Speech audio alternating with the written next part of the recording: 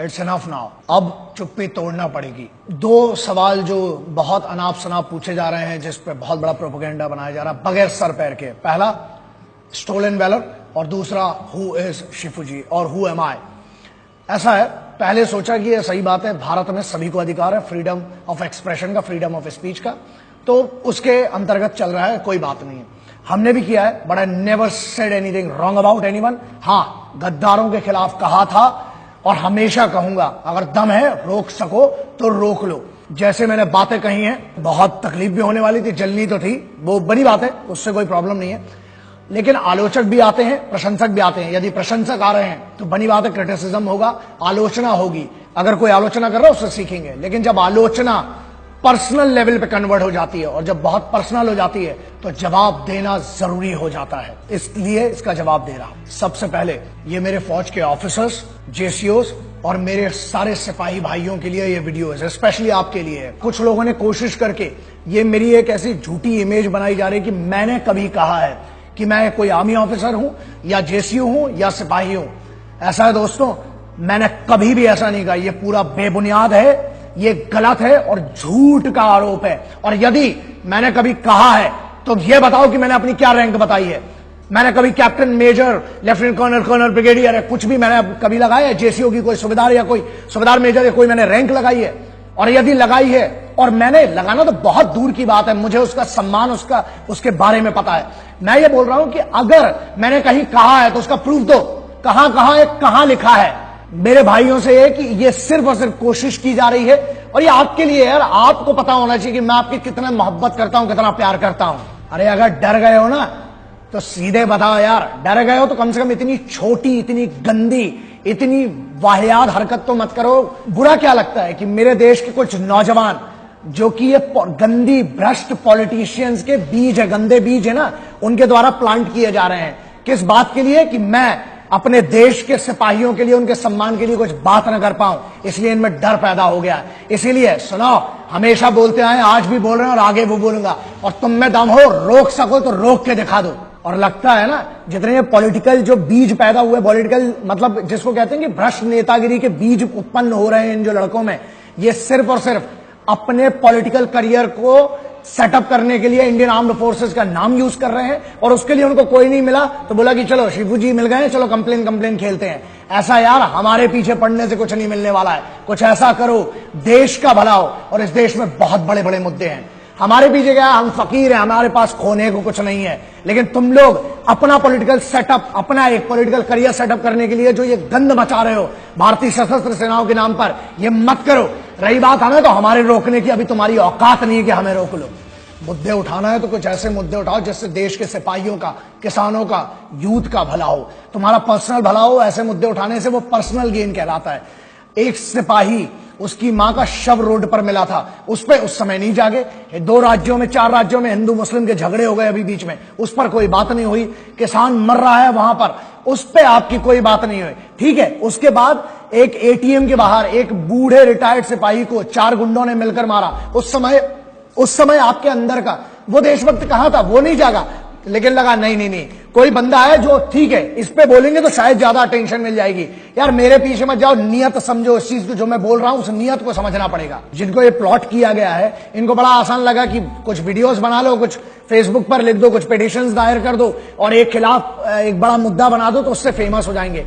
दिन रात, सुबह शाम गुमराह करा जा रहा है यूथ को। ये गलत फैक्ट्स प्रोड्यूस करने के बाद, फोटोज एडिट कर करके गलत फोटोज को और गलत इंसिग्निया लगा के ये सब प्रोड्यूस किया जा रहा है। मालूम है तुम्हारे पास फंड्स बहुत हैं, लोग तुम्हारे पास बहुत बड़ी बड़ी बैकिंग करके बैठे हैं, उससे कोई फर्क नहीं पड़ता। इस आंधी को रोक सको तो रोक लो।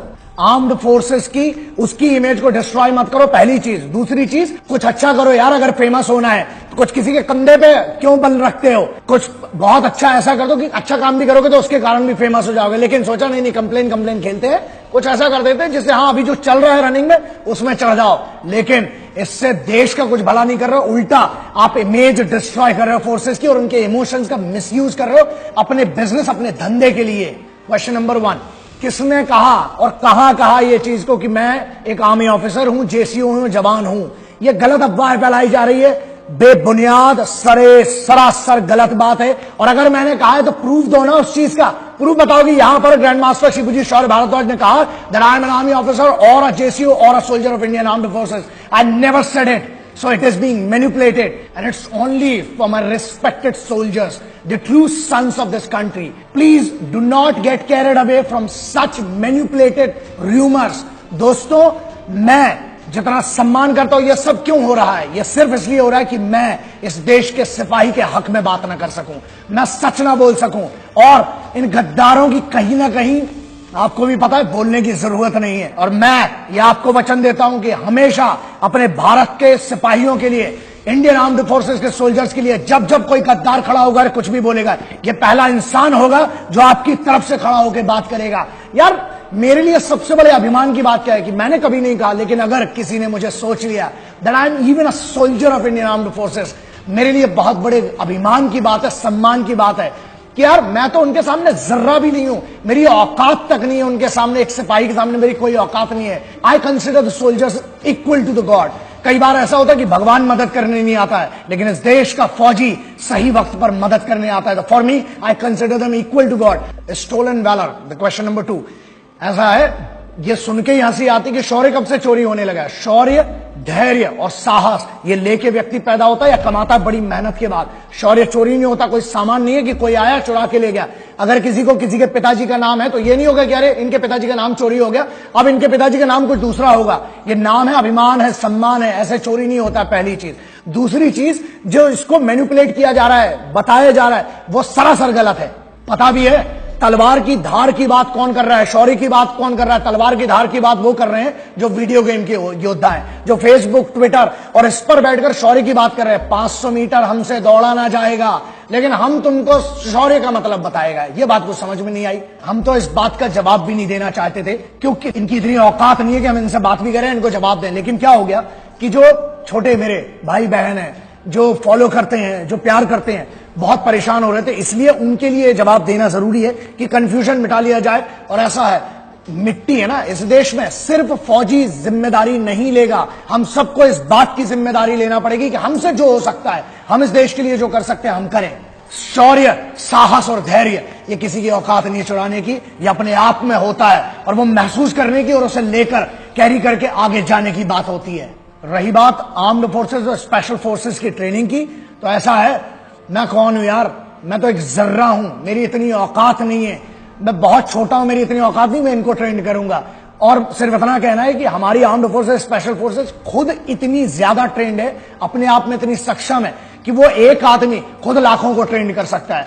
और रही बात इससे संबंधित जवाब की, तो पूरे संवैधानिक तरीके से जो भी पूछा गया है ऑलरेडी उसका मैं जवाब दे चुका हूं। और जब भी एक डिजर्विंग और एक कंसर्न अथॉरिटी मुझसे पूछेगी किसी भी बारे में, आई एम ऑलवेज अवेलेबल। जब भी आप पूछेंगे मैं उस बात का सही तरीके से, संवैधानिक तरीके से जवाब देने के लिए तैयार हूं। बाकी का नहीं मालूम, लेकिन हिंदुस्तानी फौज के खिलाफ उठने वाली हर एक आवाज के खिलाफ मैं जवाब दूंगा, हमेशा जवाब दूंगा।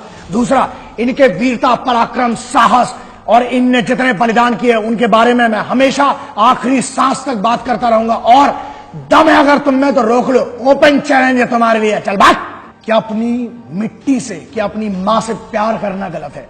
क्या अपने देश की फौज से प्यार करना गलत है?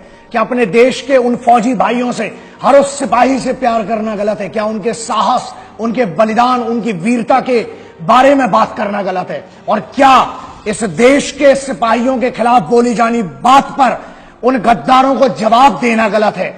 और अगर ये सब गलत नहीं है तो मुझे लगता है मैंने कोई गलत काम नहीं किया, बहुत सही काम किया। जहां बात आती है राष्ट्रीय सुरक्षा की, सबसे पहले सर्वोच्च मेरे लिए और इस देश के हर नागरिक के लिए भारत की राष्ट्रीय सुरक्षा है। अगर बात है कि मेरे जिस्म में, मेरी जान में, मेरी रूह में अगर कुछ राज दफन है तो सर कटाना मंजूर है, लेकिन उन राजों के साथ ही मरूंगा। क्यों? क्योंकि मुझे पता है मेरे जैसे लाख करोड़ आएंगे, लेकिन इस देश की मिट्टी और इस देश के सिपाहियों के सम्मान के लिए जब जब बात होगी और जब जब मेरे देश के सिपाही, मुझे कोशिश की जा रही है, मुझे पता है, चुप कराने की कि इनके खिलाफ, इन गद्दारों के बारे में बात ना करूं, लेकिन जब भी मुद्दा होगा, whenever it will come about the respect of the Indian Armed Forces, my dear brothers, my respected soldiers, you will always find this person stand by you. मैं हमेशा आपके साथ खड़ा हूं, आज भी खड़ा था, और राष्ट्रीय सुरक्षा के लिए अगर सर कटाना पड़ा तो कटाऊंगा और आपके साथ हमेशा खड़ा रहूंगा। और रही बात इनकी, तो सुनो बे, तुमसे जो खाड़ते बने और जो करते बने कर लेना। आखिरी में वही बात है, सम्मान स्वाभिमान। हम आपके साथ हैं दोस्तों, आप काम करें, हम जैसे बहुत पागल हैं जो आपके साथ हैं। जय हिंद, वंदे मातरम, इंकलाब जिंदाबाद, भारत माता की जय। जय जवान जय किसान। जय हिंद, वंदे मातरम, इंकलाब जिंदाबाद, भारत माता की जय।